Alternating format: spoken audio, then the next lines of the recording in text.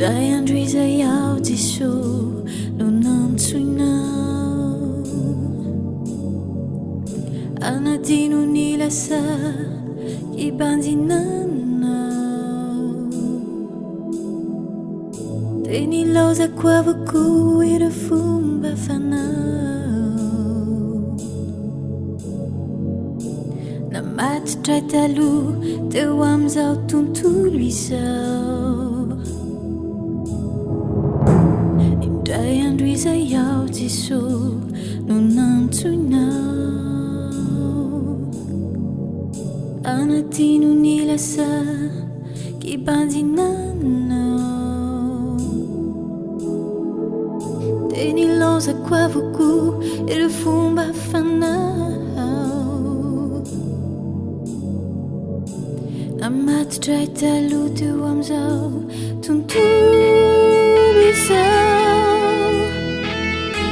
Niantopisiko diso dia ianao, nihoaviko rehetra tompo ao aminao, tsy misy asarakay, tsy hoanao, tsy misy arombakay,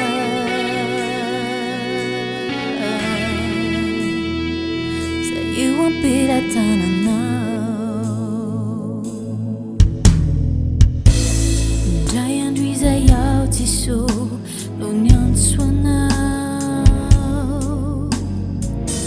mitsingerina ny taona niarako taminao, mifandimby tao ny mafy sy ny soa, fianao miantra sady namindra fo, satrik'io foana diso niantso anao, tantarako isan'andro lay fiainam